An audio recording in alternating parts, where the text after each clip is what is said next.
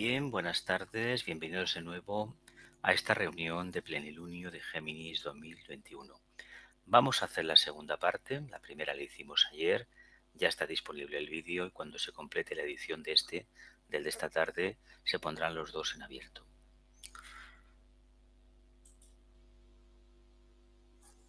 Segunda parte de 2 de la presentación del Plenilunio de Géminis 2021. Hoy es viernes 21 de mayo del 2025 y hacemos esta segunda parte. Hay que remarcar que el plenilunio será exactamente el día 26, el próximo miércoles, a las 11 horas 13 minutos del tiempo universal coordinado.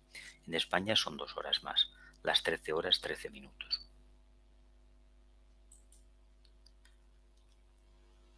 Dice, en el signo de Géminis, la persona espiritualmente orientada puede llegar a comprender en cierta medida lo que llamamos el mecanismo de reconocimiento y también aquellos procesos de la vida que capacitan al individuo para llegar a ser lo que realmente es. Como es un signo de aire, es mercurial, tiene a regente ortodoxo Mercurio, hay la facilidad de que la intuición esté mínimamente desarrollada. Por lo tanto, se pueden sintetizar procesos y se puede intuir y percibir algo hacia donde uno se encamina, algo bastante concreto.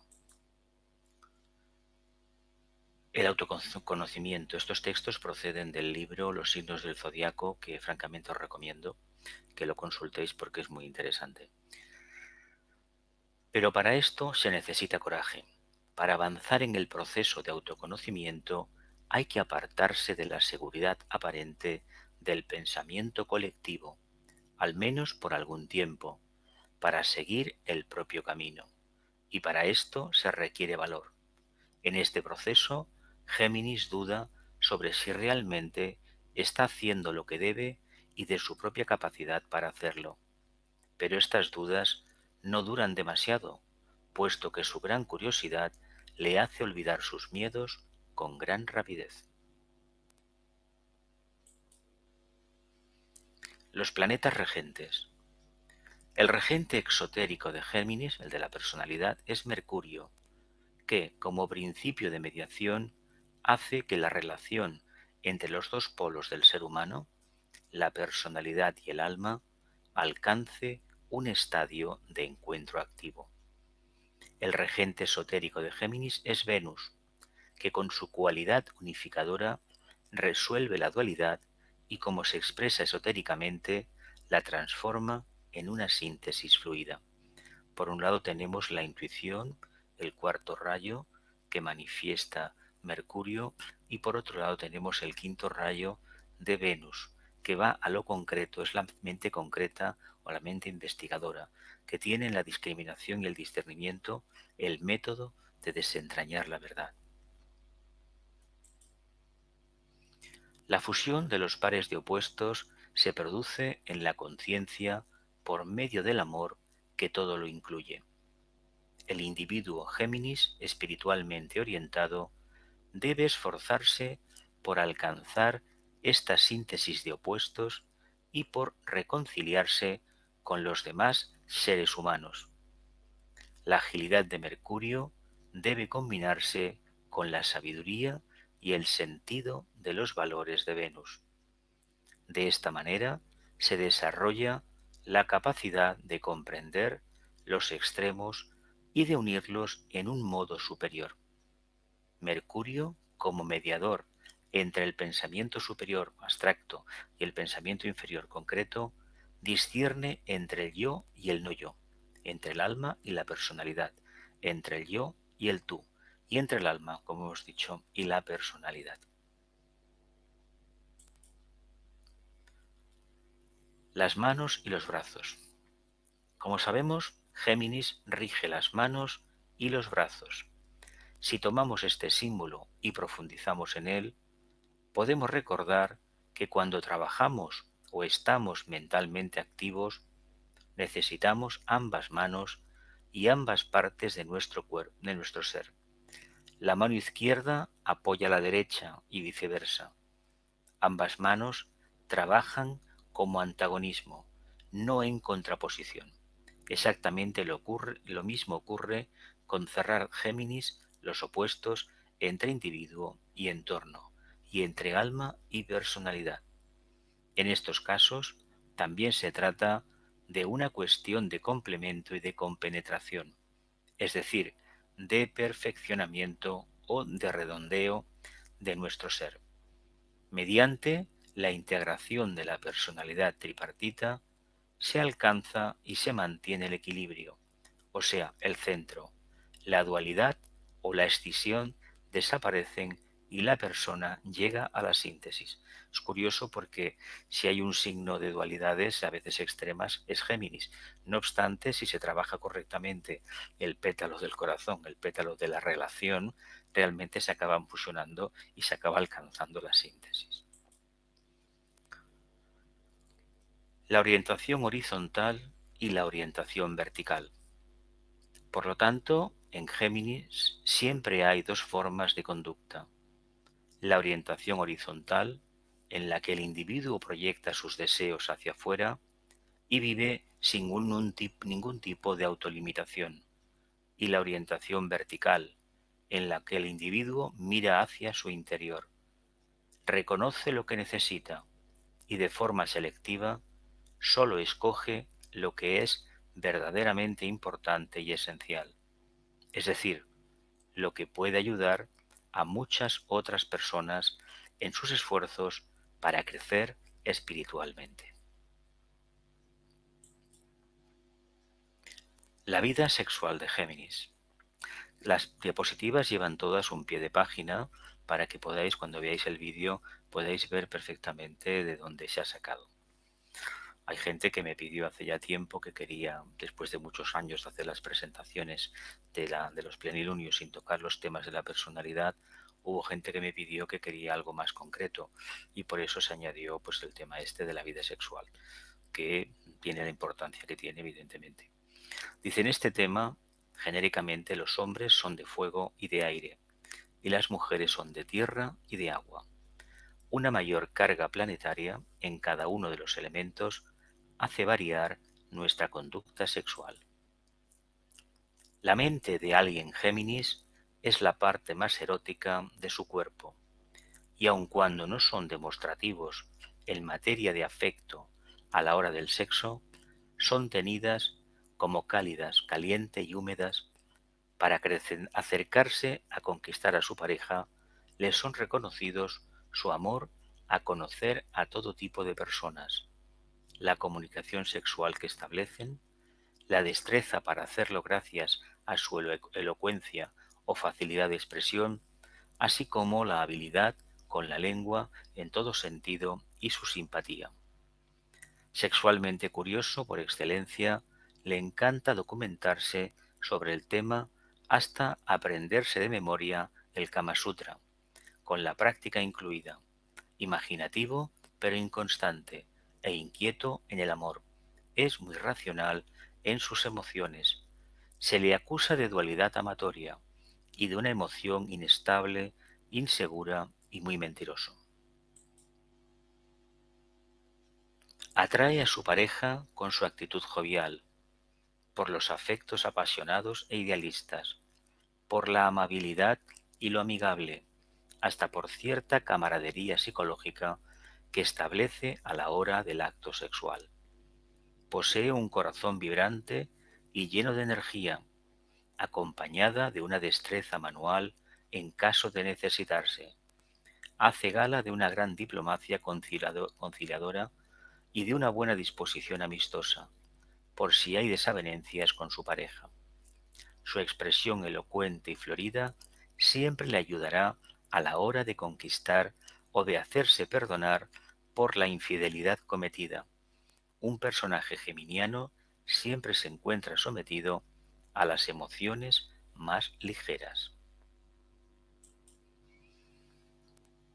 A la hora de ir a la cama sobresale por su imaginación fecunda e intuitiva, por lo ingenioso, la inteligencia rápida, lo investigativo anatómicamente hablando, la mentalidad inspirada y romántica, la mente abierta a las innovaciones sexuales, la movilidad necesaria para no aburrir a su pareja.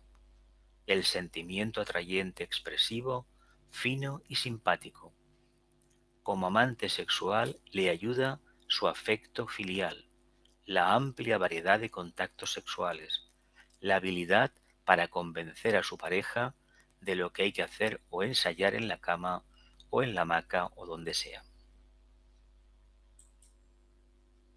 En el plano de la comprensión sexual, un Géminis entra a su pareja más por el lado de la tolerancia que del arrebato seductivo, y siempre tendrá alguna otra aventura amorosa, aun cuando jure a su pareja que no será así. Puede haber una indiferencia hacia el sexo y querer a los demás y querer que los demás se amolden a él, actitudes que tan solo pueden llevarlo al despojo y a la renuncia o, como buen Géminis, al otro lado, agudizando el sentido corporal y fortaleciendo el acto sexual y el amor en general. El animal que representa Géminis es el mono, que por lo general es tenido por mentes obtusas como alguien obsceno y pecaminoso, pero también símbolo del conocimiento integral de los frutos sexuales, buenos y malos, al probarlos todos. Recuerden que tanto al mono como a Géminis les puede matar la curiosidad. Géminis, los gemelos. Esto procede ya de astrología esotérica. Al considerar los restantes signos, dice el tibetano, tendré realmente pocas cosas que decir, pues ya señalé varios hechos y puntos cuando traté sus polos opuestos. Mucho de lo que podría decirse sobre el signo de Géminis ha sido tratado en Sagitario. También han sido considerados Virgo y Piscis en relación con este signo, porque los cuatro forman la cruz mutable. Las repeticiones son necesarias y a menudo útiles, pues sirven para aclarar y reforzar la enseñanza. Pero quisiera ser más amplio y al tratar estos tres signos que indican las realidades subjetivas que impelen a tomar forma en Cáncer, considerar las causas predisponentes más que los hechos detallados y fácilmente comprobables. En este ciclo mundial, Géminis, Tauro y Aries son tres energías subjetivas o signos condicionantes que se hallan detrás de la manifestación subyacente, detrás de la experiencia de tomar forma en Cáncer y detrás de la manifestación en Piscis. Este es el signo que concierne principalmente al mundo moderno. Con ello me refiero a un inmenso periodo de tiempo, porque Piscis es el punto de partida en la rueda que gira como las agujas del reloj actualmente, para esa gran ronda zodiacal que tiene una duración aproximada de 25.000 años, el zodiaco mayor. La fecha de su comienzo aún no ha sido revelada a los astrólogos modernos, ni podrá serlo por medio de su ciencia. No será por la mente concreta, sino por mi intuición. A medida que estudiamos Géminis y Tauro, recordemos que su naturaleza es iniciadora de causas y tiene un efecto más específicamente psíquico y una influencia más subjetiva de lo que podría llevarnos a imaginar sus efectos estrictamente fenoménicos y físicos. En cada una de las cruces de los cielos hay un signo y una influencia que, en determinado ciclo mundial, predomina en las otras tres. Estos efectos predominantes cambian necesariamente cuando cambia un ciclo mundial, pero en el ciclo actual, Géminis constituye la principal influencia en la cuádruple influencia de la cruz mutable. El principal objetivo de estas cuatro energías consiste en producir esos constantes flujos y periódicos cambios en tiempo y espacio que proporcionarán un adecuado campo de experiencia para el desenvolvimiento de la vida y la conciencia crísticas. Esto es aplicable, cósmicamente hablando, y también desde el punto de vista de un sistema solar, a un planeta y a un ser humano. El campo de desarrollo para los tres reinos inferiores depende de la condición y del poder de distribuir energía que posee la humanidad. Aparte de la importancia que tienen las influencias de Géminis como poder dominante en la cruz mutable, es también uno de los signos zodiacales más importantes por ser el principal símbolo de la dualidad en el zodíaco. La constelación de Géminis y su inherente influencia de segundo rayo controla cada uno de los pares de opuestos de la gran rueda. Por lo tanto, Géminis constituye con cada uno de los pares de opuestos del zodiaco un tercer factor y ejerce poderosa influencia sobre las otras dos constelaciones, formando así con ellas ciertos grandes triángulos zodiacales que sólo llegan a ser importantes cuando se consideran los horóscopos de seres humanos avanzados o de grupos esotéricos, pero eventualmente, cuando se confecciona el horóscopo de un discípulo o de un iniciado, el astrólogo esotérico tendrá que considerar su poder. Se ha de recordar que desde el ángulo del desarrollo final de las 12 potencias zodiacales, los 12 opuestos deben transformarse en los 6 fusionados, y esto se produce mediante la fusión de los pares de opuestos en la conciencia. Deténganse y reflexionen sobre lo antedicho. Los opuestos persisten eternamente desde el punto de vista de la razón humana, pero para el iniciado, cuya intuición está activa, constituye sólo 6 grandes potencias, porque él ha logrado actuar libremente entre ambos, según se dice. Como sabemos, tenemos 12 puertas, 12 signos zodiacales, pero en realidad hay que estudiar las 6 energías complementarias. En este caso, Géminis se relaciona con Sagitario. Para entender a Sagitario hay que conocer a Géminis, y para conocer a Sagitario y viceversa. Igualmente con Leo Acuario, Tauro Escorpio o Aries Libra. Y así con todos los 12 signos. Son 6 energías complementarias y de eso se trata, de desarrollarlas y sobre todo integrarlas en la medida que esté a nuestro alcance. Por ejemplo, el sujeto de Leo, que tiene conciencia iniciática, conserva la individualidad desarrollada en Leo, lo mismo que la universalidad de Acuario.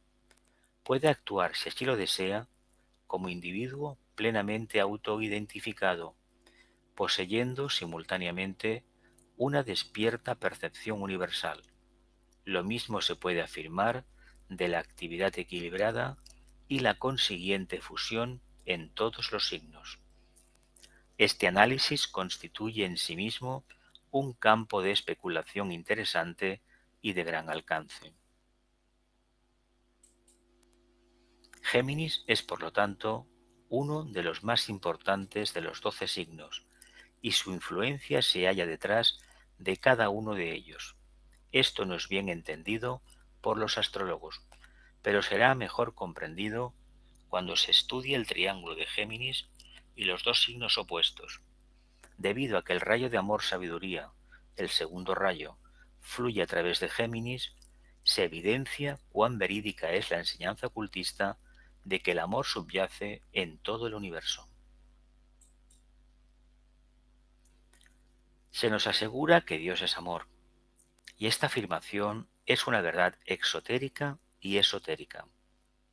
Este subyacente amor de la deidad llega a nuestro sistema solar principalmente a través de Géminis, el cual forma un triángulo cósmico con las constelaciones de la Osa Mayor y de las Pléyades. Este es el triángulo del Cristo cósmico y el símbolo esotérico que está detrás de la cruz cósmica. Existe siempre el eterno triángulo detrás de la cuádruple apariencia fenoménica.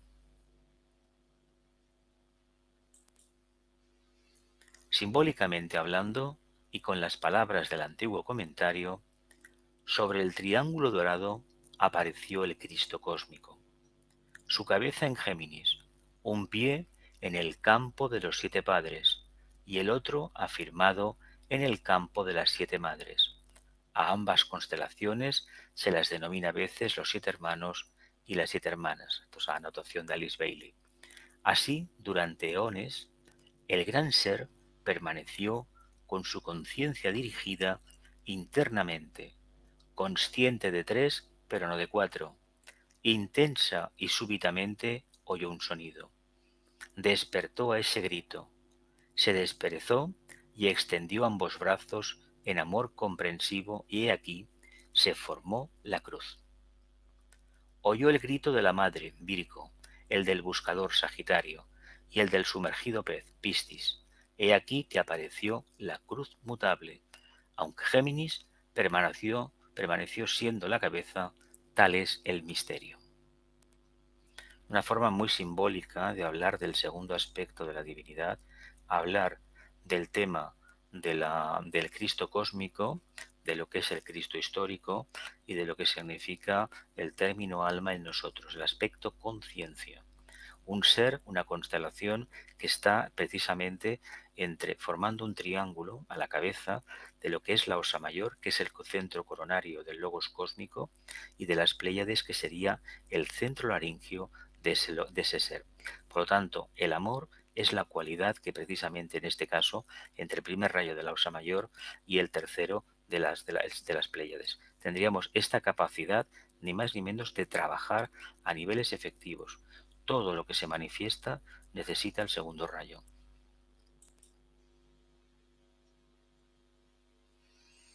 En esta afirmación esotérica está oculta una de las razones de por qué a Géminis se lo considera un signo de aire, pues está cósmicamente relacionado como lo están Libra y Acuario, otros 2 puntos de la triplicidad de aire en forma muy peculiar con la Osa Mayor, las Pléyades y Sirio.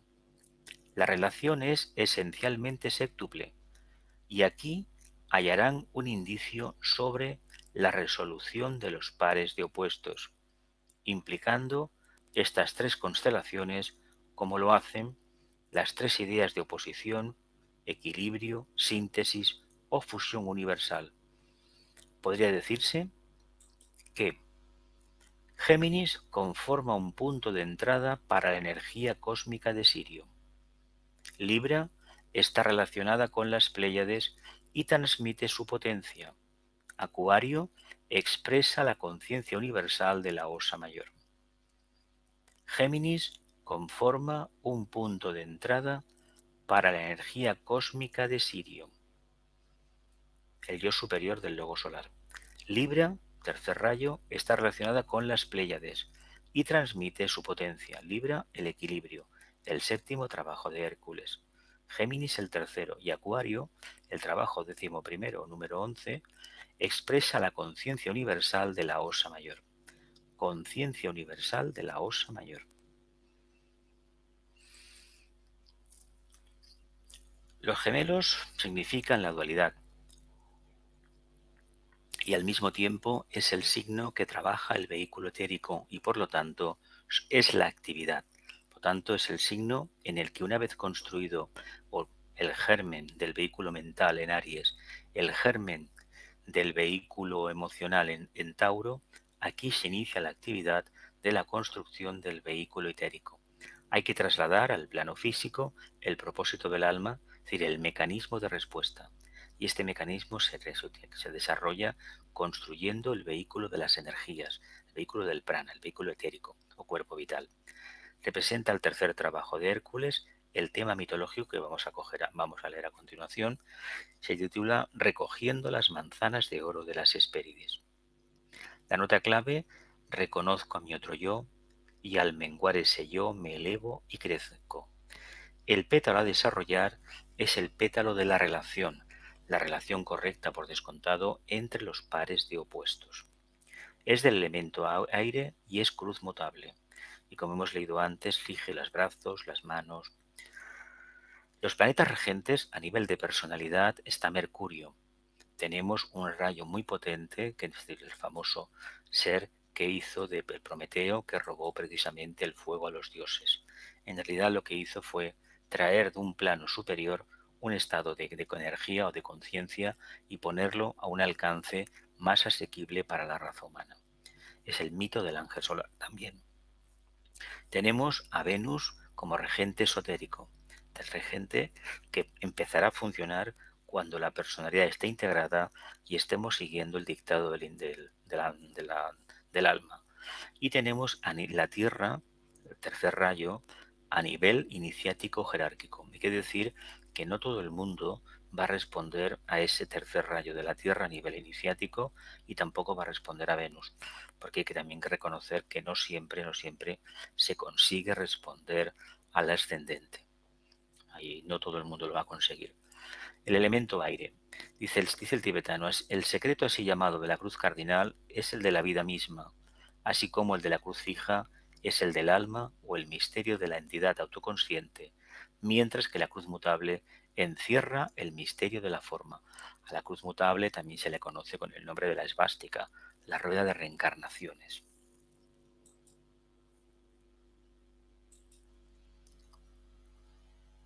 Trabajo número 3 de Hércules, recogiendo las manzanas de oro de las Hespérides. Como es un trabajo muy extenso, francamente da para muchísimo, lo que he realizado es hacer una transcripción literal del texto del trabajo número 3, la primera parte, sabéis que son 4, y prácticamente el tema da para mucha reflexión, pero no vamos a tener tiempo para todo y si interesa, probablemente dentro de unos días podamos, pasado el día 26, podamos tener una reunión telemática y hablar un poco más. Recogiendo las manzanas de oro de las Hespérides, son las manzanas de la sabiduría, la mente. El gran presidente, dentro de la cámara del concilio del Señor, había vigilado los trabajos del Hijo del Hombre, que es un Hijo de Dios. Él y el Maestro vieron el tercer gran portal, abierto ante el Hijo del Hombre, descubriendo una nueva oportunidad para andar el camino.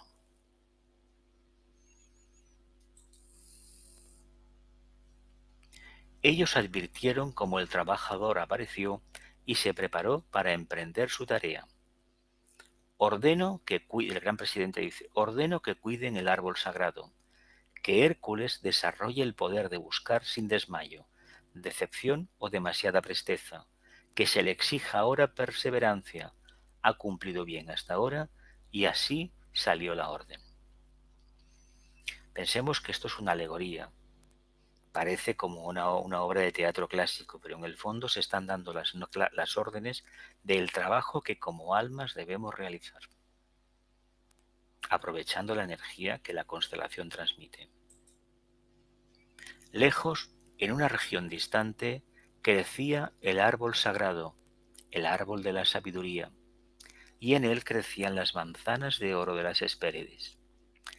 La fama de estas dulces frutas había llegado a tierras distantes, y todos los hijos de los hombres, quienes se sabían que eran asimismo los hijos de Dios, las deseaban. Hércules también sabía que de esas frutas, y cuando salió la orden de buscarlas, buscó al maestro, preguntándole el camino para ir y encontrar el árbol sagrado y recoger las manzanas. Pretende que el maestro le diga la verdad, ya veréis lo que va a decirle. Dime el camino, oh maestro de mi vida, de mi alma. Yo busco las manzanas y las necesito rápidamente para mi provecho. Muéstrame el camino más rápido y yo iré. Veremos la respuesta. No es así, hijo mío, replicó el maestro. El camino es largo. Solo dos cosas te confiaré, y luego a ti te corresponderá probar la verdad de lo que te digo.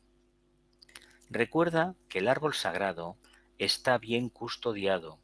3 hermosas doncellas aprecian el árbol protegiendo bien su fruto. Un dragón de 100 cabezas protege a las doncellas y al árbol.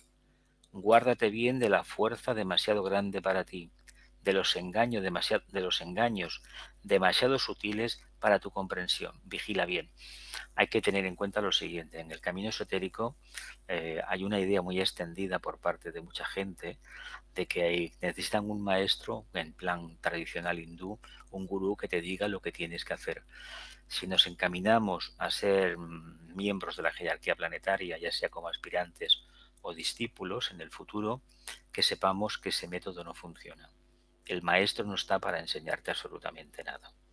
Uno mismo, poco a poco, ha ido aprendiendo, y cuando desde la jerarquía de un maestro ha visto por línea de rayo que realmente respondes a tus propias inquietudes y te mueves a través del método de preguntas y respuestas, es decir, tu autointrospección, vas reflexionando, se considera que eres digno de tener una prueba. Esa prueba, generalmente la vivencia, la personalidad, pero en el fondo es una prueba de alma. Se prepara, uno no lo sabe, que está viviendo una pequeña crisis, y según sale de esa crisis, el maestro empezará a acercarse.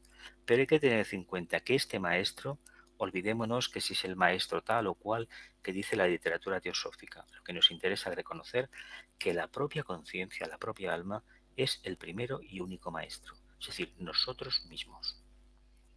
Continuamos. La segunda cosa que te diré, le dice el maestro, es que tu búsqueda te llevará donde te encontrarás con 5 grandes pruebas en el camino. Cada una te proporcionará el ámbito para la sabiduría, la comprensión, la destreza y la oportunidad. Cada una te proporcionará el ámbito para sabiduría, comprensión, destreza y oportunidad. Vigila bien, el maestro ya advierte. Me temo, hijo mío, que tú fracasarás en reconocer estos puntos sobre el camino, pero solo el tiempo lo mostrará. Dios te acompaña en tu búsqueda. La mónada, lo que somos, está detrás de este trabajo. Por lo tanto, no deberíamos nunca desfallecer en el sendero. Olvidémonos de esa idea mitológica,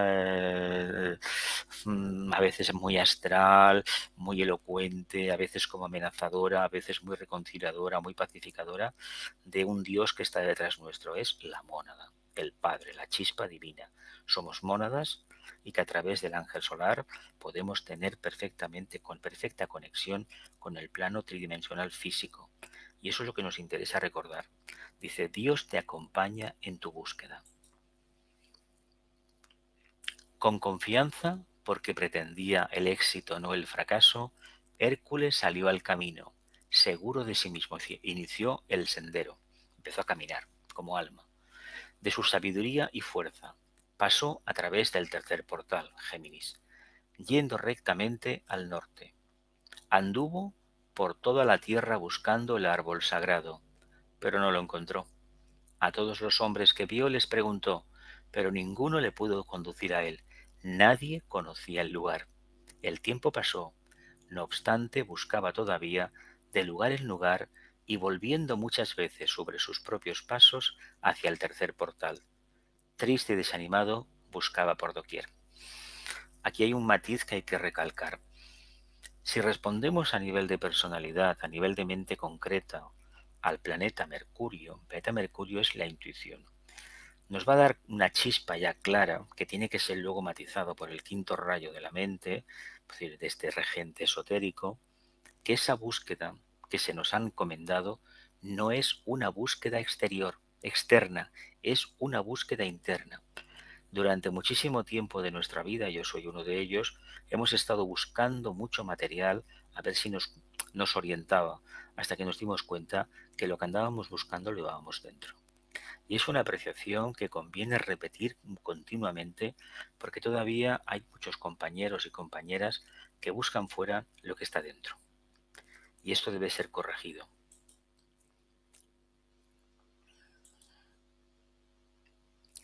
El maestro, vigilando desde lejos, envió a Nereo para ver si podía ayudar.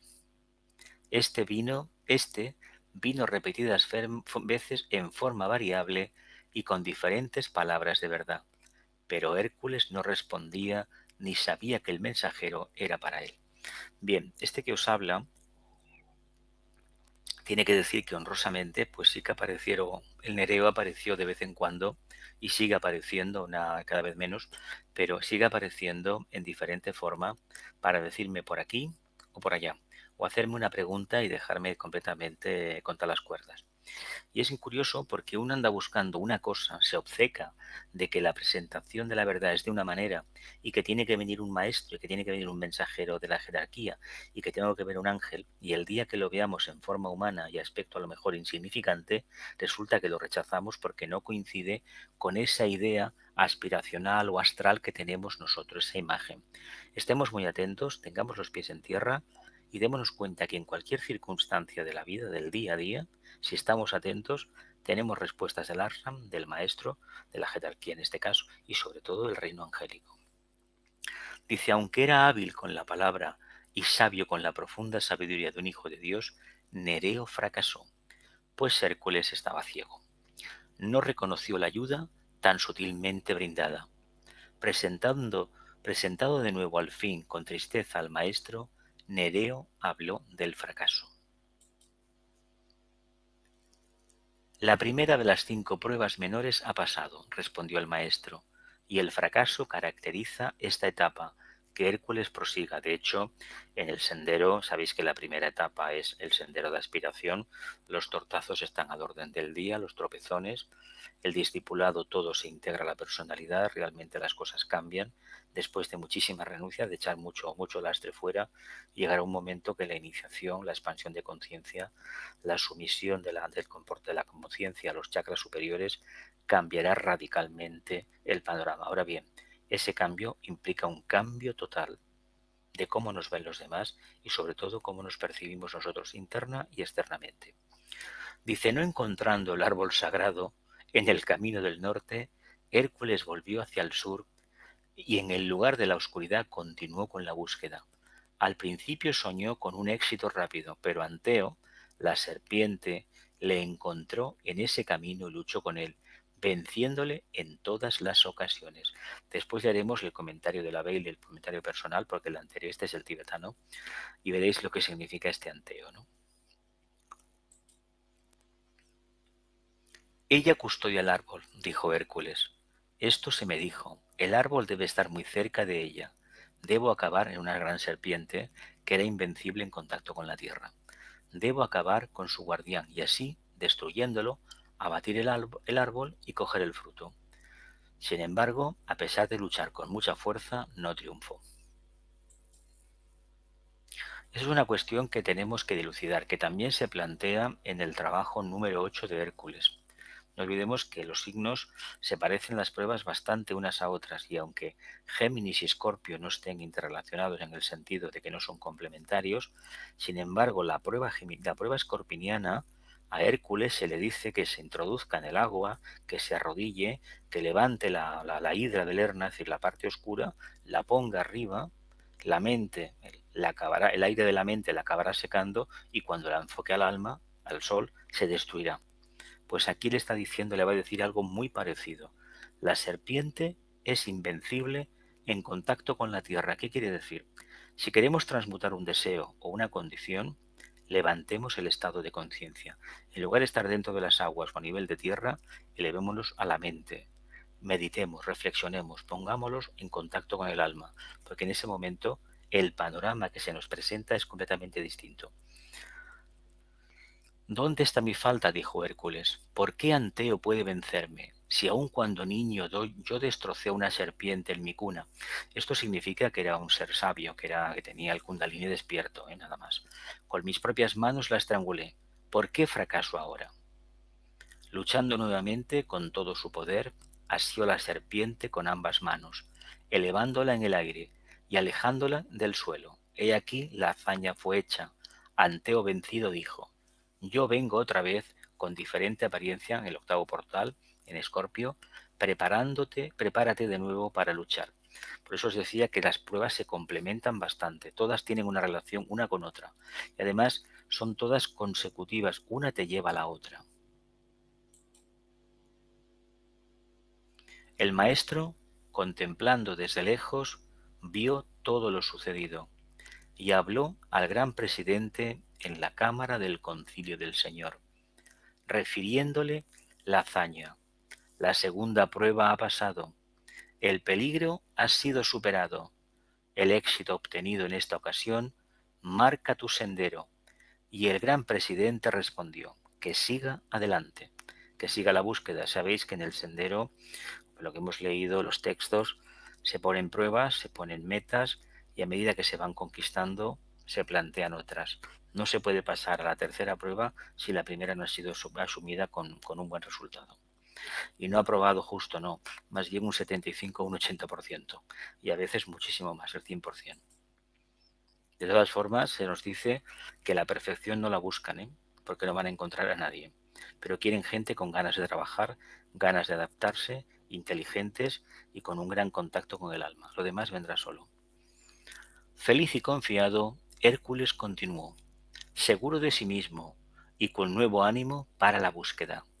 Se volvió hacia el oeste ahora, y al volverse encontró el desastre. Entró sin pensar en la tercera gran prueba, y el fracaso le encontró y demoró su avance por largo tiempo. Pues allá encontró a Busiris, el falso maestro.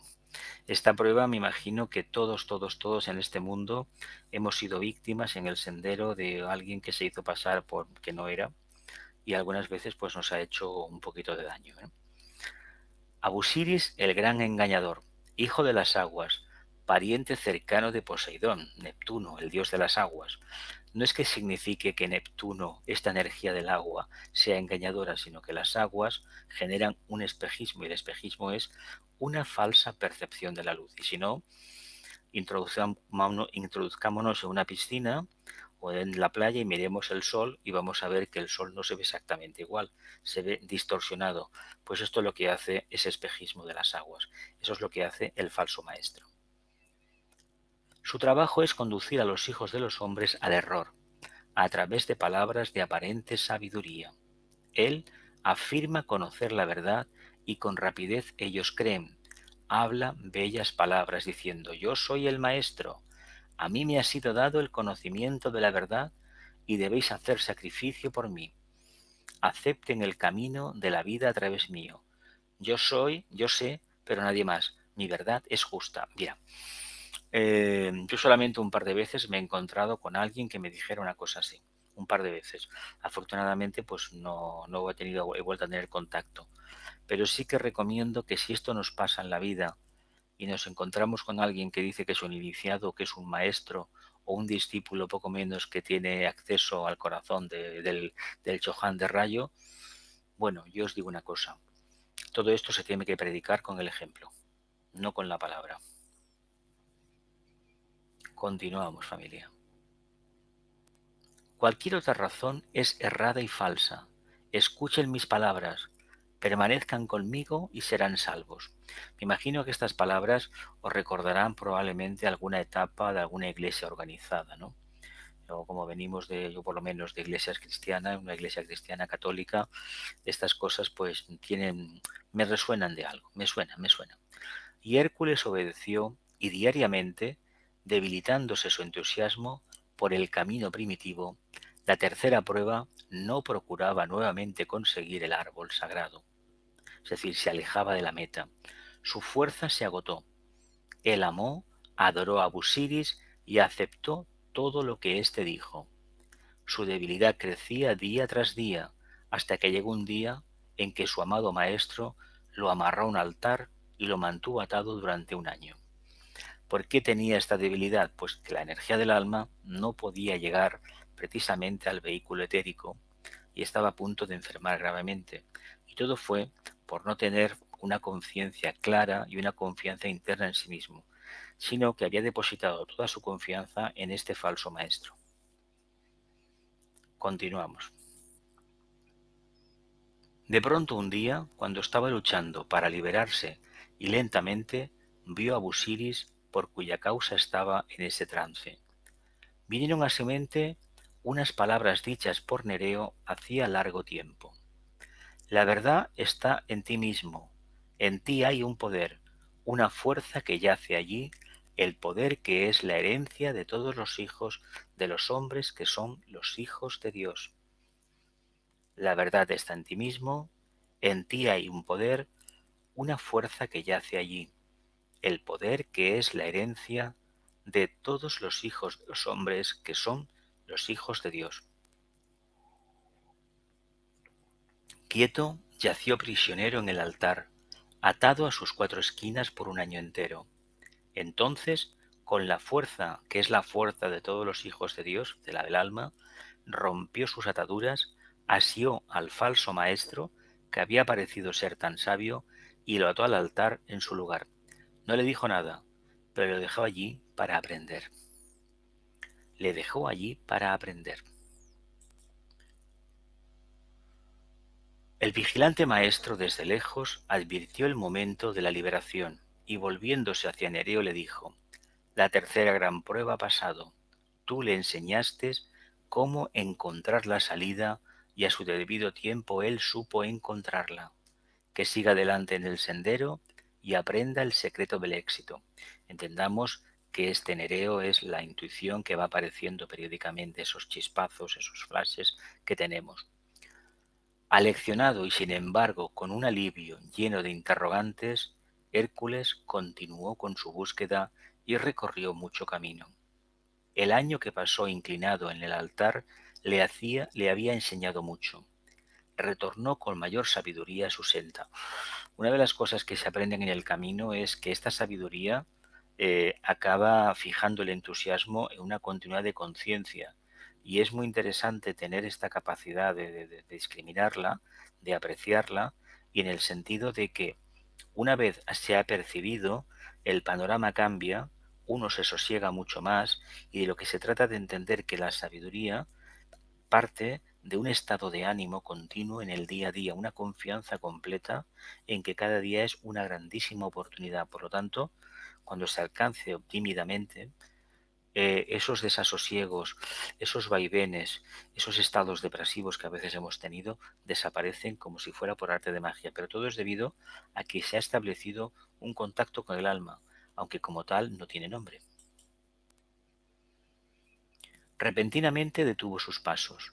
Un grito de profundo dolor hirió sus oídos. Algunos buitres, dando vueltas sobre una roca distante, llamaron su atención. Entonces nuevamente se oyó el grito. ¿Debía él proseguir su camino o debía buscar a aquel que parecía estar en necesidad y así retrasar sus pasos? Reflexionó sobre el problema de la demora. Un año se había perdido y sintió la necesidad de apresurarse. Otra vez se oyó un grito rasgar los aires y Hércules, con pasos rápidos, se apresuró y en ayuda de su hermano. Esta prueba vuelve a plantearse en Capricornio. Encontró a Prometeo encadenado a una roca, sufriendo horribles agonías de dolor, causado por los buitres que picoteaban su hígado, matándolo así poco a poco. Él rompió la cadena que le sujetaba y liberó a Prometeo, persiguiendo a los buitres hasta su distante guarida y cuidando del hombre enfermo hasta que se hubo recuperado de sus heridas. Entonces, con mucha pérdida de tiempo, nuevamente comenzó a ponerse en camino. Este Prometeo es precisamente el ángel solar y esos picotazos son los que nosotros en nuestra evolución le estamos dando, esa infinita paciencia que tiene este ser de altísima iniciación que procede del primer sistema solar, de los grandes sabios, los grandes rishis del primer sistema solar que conforman el corazón del logo solar y que se apoderó, se adueñó, se tuvo compasión de los humanos en el momento de la individualización y nos acogió. Hay que agradecer cada día a este genial padrino el trabajo que hace por nosotros, porque si no fuera por él, seguramente que estaríamos todavía dando saltos de árbol en árbol.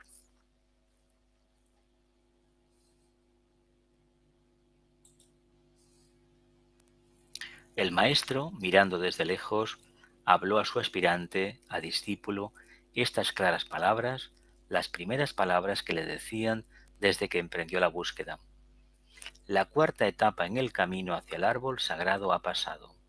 No ha habido retraso. La regla en el sendero elegido que apresura todos los éxitos es: aprende a vivir. Aprende a vivir. La cuarta etapa en el camino hacia el árbol sagrado ha pasado. No ha habido retraso. La regla en el sendero elegido que apresura todos los éxitos es: aprende a vivir.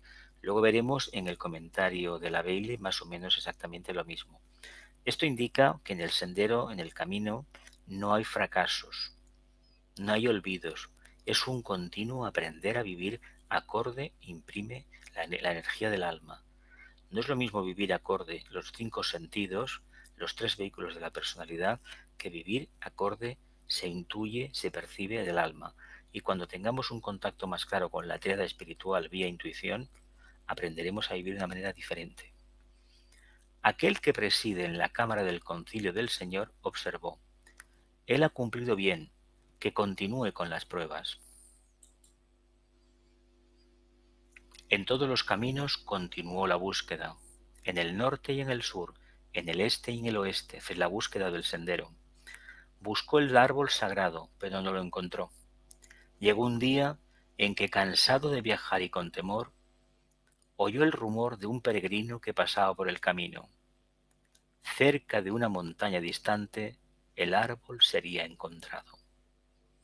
Cerca de una montaña distante, el árbol sería encontrado. La montaña, el mito de Capricornio, la tercera iniciación, se encontraría el árbol de la sabiduría. Muy bien, a ver qué nos dice. La primera verdadera afirmación que se le daba hasta ahora. Por lo tanto, volvió sus pies hacia las altas montañas del este y en brillante y soleado día vio el objeto de su búsqueda y apresuró entonces sus pasos. Ahora tocaré el árbol sagrado, gritó en su alegría. Venceré al dragón que le custodia. Veré las hermosas doncellas de gran fama y cogeré las manzanas. Se las promete todavía muy felices, ¿eh? Es un simbolismo para entender lo que significa el acercamiento a la tríada espiritual, los vehículos de la mónada, lo que realmente somos. Pero nuevamente fue retenido por sentimiento de profunda pena. Atlas le hacía frente, tambaleante, bajo la carga de los mundos sobre su espalda. Su rostro estaba marcado por el sufrimiento, sus miembros curvados por el dolor, sus ojos cerrados por la agonía. Él no pedía ayuda, no vio a Hércules, sino que permaneció encorvado por el dolor, por el peso de los mundos. Si habéis conocido un poco del mito, este gigante que mantenía la bóveda celeste, lo que es el planeta, precisamente sobre la vértebra esta que aguanta la cabeza, la vértebra Atlas, ¿no? El peso, ¿no? Es un acto de servicio lo que hace Hércules aquí. Hércules, temblando, observó y estimó la medida de la carga y el dolor. Olvidó su búsqueda. El árbol sagrado y las manzanas desaparecieron de su mente. Solo buscó ayuda al gigante, y eso sin tardanza. Se arrojó hacia adelante y ansiosamente quitó la carga de los hombros de su hermano, levantándola sobre su propia espalda, echándose a los hombros la carga de los mundos. Cerró sus ojos, asegurándose con esfuerzo, y he aquí la carga rodó, y él se halló libre y también Atlas. Los actos de servicio son actos de amor, ¿no? Por lo tanto, entendamos que el amor es el que nos libera de todos los problemas y de todos los espejismos. Amor que en este signo de Géminis se manifiesta clarísimamente. Siempre que entendamos que este simbolismo, estas dos columnas, encierran un secreto en el medio. Es la ausencia de dualidad. Delante de él estaba parado el gigante y en sus manos sostenía las manzanas de oro, ofreciéndolas con amor a Hércules. La búsqueda había terminado. Por lo tanto, hay actos de amor, actos de sabiduría, actos de servicio, que es ni más ni menos aplicar la sabiduría, irradiar el alma, y lo demás, lo que tenga que ser, será. La búsqueda había terminado. Las 3 hermanas sostenían aún más manzanas de oro, y lo instaban también a recibirlas en sus manos. Y Eglé, esa hermosa doncella que es la gloria del sol poniente, le dijo, poniendo una manzana en su mano, el camino hacia nosotras está siempre marcado por el servicio. Actos de amor son hitos en el camino. Actos de amor son hitos en el camino, conquistas. Luego Eriteia, que cuida la puerta, que todos debemos pasar ante el grande que preside, le dio una manzana y en su costado, con luz, estaba escrita la dorada palabra servicio. Recuerda esto, dijo, no lo olvides, servicio. Y finalmente llegó Hesperis, la maravilla de la estrella vespertina, y le dijo con claridad y amor, sal y sirve, y anda por el camino de todos los servidores del mundo, de aquí en adelante y por siempre jamás. Representan las tres doncellas a la tríada espiritual. Si recordáis, en el anterior trabajo, que está colgado en internet, del que hicimos de 2 sesiones de Tauro, se hablaba precisamente de esos gigantes que tenían un ojo en la frente. ¿Os acordáis del nombre que tienen, no? Los cíclopes. Y representaban los tres a la tríada espiritual. Para alcanzar la liberación del mundo del emocional, del mundo físico y del mundo mental, necesitamos contactar con la tríada espiritual. No olvidemos que hasta que no pasemos la etapa de la personalidad que se consumará en la tercera iniciación, no iniciaremos un periodo diferente de evolución superior. Por lo tanto, la cima de la montaña está para algo. Pensemos en ello y sobre todo en el pétalo de la redención de Capricornio, redención de la materia. Continuamos. Entonces yo restituí estas manzanas para aquellos que siguen la misma ruta, dijo Hércules y regresó de donde vino. Ahora iniciaremos el periodo, el estudio de la interpretación. La naturaleza de la prueba. Esto es una aportación de Alice Bailey en exclusiva. Dice, llegamos ahora al tercer trabajo en el signo de Géminis, concerniente al trabajo activo del aspirante en el plano físico a medida que llega a una comprensión de sí mismo. Antes que este trabajo activo sea posible, debe haber un ciclo de pensamiento interior y anhelo místico, una búsqueda interior propia. El visionario debe volverse un hombre de acción. El deseo tiene que ser llevado al mundo de la consumación, y aquí yace la prueba de Géminis. Sabéis que tuvimos la oportunidad, aquellas famosas yeguas devoradoras de hombres, aquellas ideologías, aquel nacimiento de la mente en Aries, aquel mundo del deseo que debe de ser al mundo de la consumación. ¿Cómo?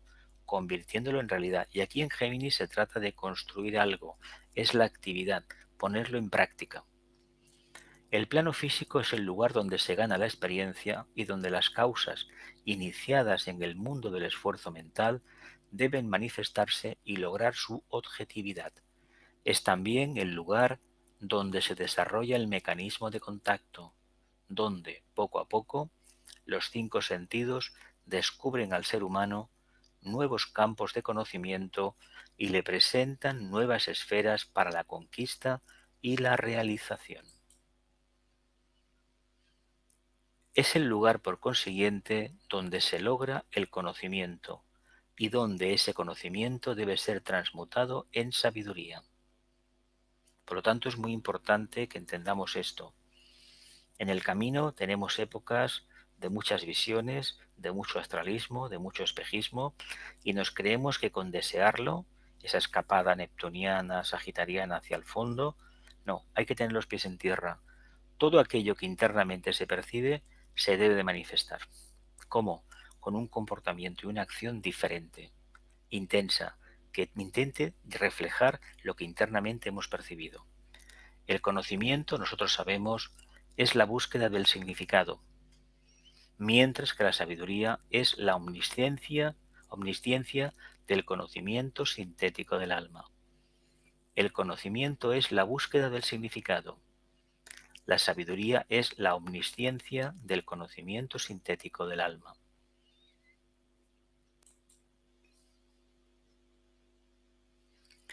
Sin la comprensión en la aplicación del conocimiento, nosotros sucumbimos, pues la comprensión es la aplicación del conocimiento a la luz de la sabiduría, a los problemas de la vida y al logro de la meta.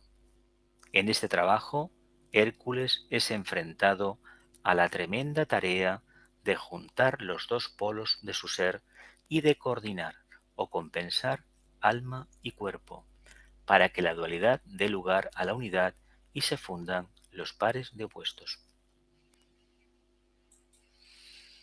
Este es el tema de este trabajo. Es en este plano físico de la realización y en el trabajo de ganar las manzanas de oro de las Hespérides de la sabiduría, que la verdadera prueba de la sinceridad del aspirante tiene lugar. No olvidemos que si anhelamos adentrarnos en este camino de la búsqueda interior, todo nuestro alrededor va a temblar, va a cambiar. Debemos adaptarnos a la nueva circunstancia.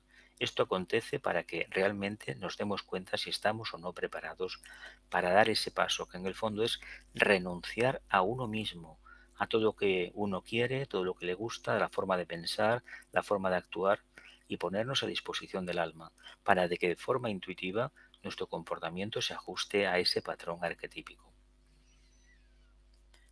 Este es el tema de este trabajo, es en este plano físico de la realización y en el trabajo de ganar las manzanas de oro de la sabiduría que la verdadera prueba de la sinceridad del aspirante tiene lugar. Los símbolos. Euristeo, habiendo observado a Hércules lograr control mental y después sojuzgar al toro del deseo y conducirlo dentro del templo del alma, ahora le señala la tarea de ir a buscar las manzanas de oro del jardín de las Hespérides. Manzanas de oro del jardín de las Hespérides. La manzana ha figurado durante mucho tiempo en mitología y en simbología. En el jardín del Edén, como sabemos, la serpiente dio la manzana a Eva, y al dar esa manzana y con la aceptación llegó el conocimiento del bien y del mal.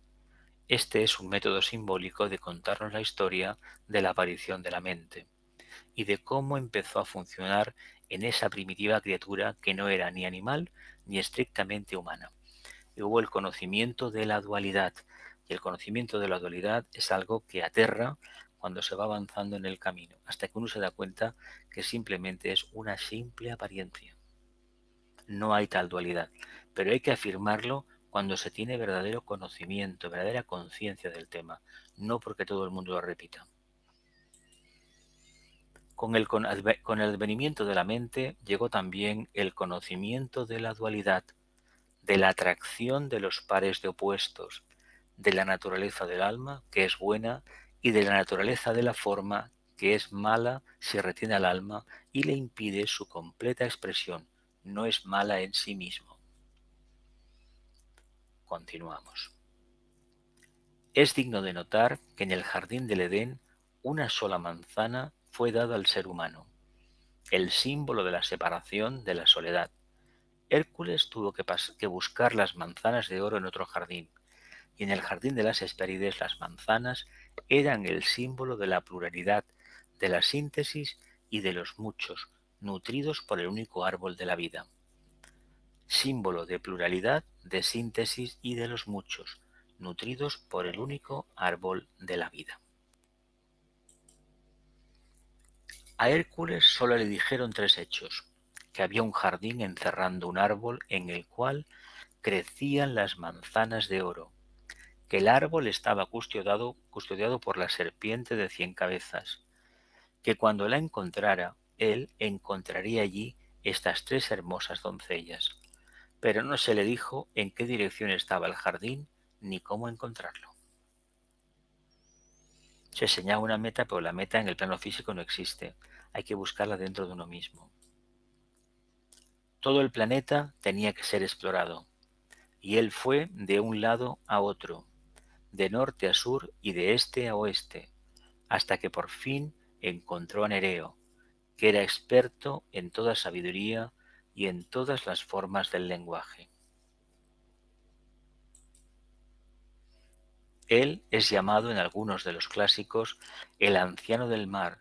No solo era sabio, sino muy elusivo, asumiendo muchas formas, y rehusaba siempre dar a Hércules una respuesta directa. Finalmente sugería, con respecto a la dirección en la cual deberían ser buscadas las manzanas, enviándolo por su camino solo y algo desanimado, con apenas una vaga idea en cuanto a lo que tendría que hacer y dónde tendría que ir. Todo lo que él sabía era que tenía que volver hacia el sur, un símbolo de retroceder en el mando, en el polo opuesto del espíritu. Un símbolo de retroceder en el mando, el polo opuesto del espíritu. Apenas había hecho esto, encontró la serpiente con quien tuvo que luchar. En su búsqueda de las manzanas de oro, en el plano físico, Hércules tenía que vencer, como lo hacen todos los discípulos, el espejismo y la ilusión. A medida que Hércules luchaba con la serpiente, encontró que no podía vencerla, hasta que descubrió que sólo era invencible mientras estaba en contacto con la tierra. Simplemente, tan pronto como Hércules levantó la serpiente, Anteo, en el aire, ésta se volvió completamente débil e incapaz de derrotarle. Géminis es un signo de aire, un signo cambiante o común. El espejismo está siempre cambiando, tomando siempre una u otra forma. Atañe a la apariencia y no a la realidad, y la Tierra se mantiene por las apariencias. Habiendo vencido a la serpiente que se erguía en su camino, Hércules continuó con su búsqueda. Su próximo encuentro fue con el espejismo en otra forma. Busiris era un hijo de Poseidón, el dios de las aguas, pero su madre era una simple mortal. Él pretendía ser un gran maestro. Era fluido en el hablar y cautivador en lo que decía. Tenía grandes pretensiones, induciendo a Hércules a creer que él podía mostrarle el camino, que podría conducirlo a la luz y que él era el custodio de la verdad. Hércules fue completamente engañado. Poco a poco cayó bajo el poder y el hechizo de Busiris. Poco a poco rindió su voluntad y su mente y lo aceptó como su maestro y guía. Finalmente, cuando Busiris tuvo a Hércules completamente bajo su control, le ató al altar del sacrificio y le forzó a olvidar a Nereo. El mito relata que Hércules eventualmente se liberó y reanudó su búsqueda, amarrando a Busiris al altar sobre el cual él mismo había yacido. Nuevamente encontramos desaliento, tardancia, fracaso y engaño caracterizando esta parte de la prueba. Buscando todavía por todas partes, Hércules encontró a Prometeo, atado a una roca, con los buitres desgarrando su hígado, y la vista de tal sufrimiento fue más de lo que Hércules podía soportar, y se desvió de la búsqueda para liberar a Prometeo, poniéndose por lo tanto en una posición como para ahuyentar los buitres. Llegamos ahora al punto crucial del trabajo que constituye la verdadera prueba. Hércules encuentra a Atlas soportando la carga del mundo en sus hombros y tambaleando bajo el peso de la tarea que había emprendido. Hércules está tan subyugado por la estupenda empresa de Atlas y tan preocupado por sus sufrimientos mientras Atlas se esfuerza por llevar el peso del mundo, que abandona su búsqueda de las manzanas de oro, olvida lo que ha salido a hacer y apiadado quita la carga de los hombros de Atlas y la soporta él. Entonces se nos dice, en el maravilloso final de la historia, que Atlas, libre de su carga, va al jardín de las Hespérides, arranca las manzanas de oro, sin ningún impedimento u obstáculo de parte de la serpiente de 100 cabezas, con la ayuda entusiasta de las 3 hermosas doncellas, y lleva las manzanas a Hércules, que ahora también permanece libre, a pesar de todos los obstáculos e impedimentos, desviaciones debidas al espejismo y a la ilusión. A pesar de los fracasos y la extensión de tiempo que a él le ha tomado para llegar a la sabiduría, Hércules obtiene las manzanas de oro. Reparar en que el opuesto o el signo consumado de Géminis es del de Sagitario, el arquero, que da en el blanco y se dirige sin impedimentos hacia la meta. No hay desviaciones ni fracaso, solo hay un constante ir hacia adelante. Estudiando los 12 trabajos de Hércules, seguimos la carrera de Hércules a medida que él pasa alrededor del zodiaco. Desde el signo de Aries, que es el signo del comienzo, a través de Tauro, Géminis, etc., en sentido inverso a las agujas del reloj, hasta Piscis, el signo de la muerte y la consumación. Esto será de manera inversa a la del aparente sendero del Sol en el sentido de las agujas del reloj, que ha empezado en Aries y parece luego retroceder a través de los signos, pasando a Piscis, luego a Acuario y así sucesivamente a través de todos los signos intermedios, volviendo nuevamente a Aries. Este es el funcionamiento de la rueda zodiacal. Se ha pensado que las ovejas iban al cielo, estamos finalizando, y las cabras al infierno. Es todo lo contrario. La cabra en Capricornio es el iniciado y desde un cierto ángulo esotérico, las cabras van al cielo porque ellas funcionan en el reino espiritual que es el cielo. Las ovejas permanecen en la tierra, la que después de todo es el único infierno que uno puede posiblemente predicar. Hasta que dejen de ser ovejas, hasta que aprendan a tener pensamiento individual, hasta que se transformen en cabras, escalen la montaña y cambien la posición de seguidores por la de buscadores independientes. Bueno, esto es un mandato, una advertencia, una recomendación para todos aquellos seres humanos de buena voluntad que quieren avanzar más en el sendero, para aquellos que son aspirantes, quieren ser discípulos o para los discípulos que quieren ser iniciados. Dejemos de ser ovejas, dejemos de tener el pensamiento de los demás, el comportamiento de los demás y comencemos a ser totalmente genuinos. Dependamos de nuestra propia alma. Nada más. Continuamos.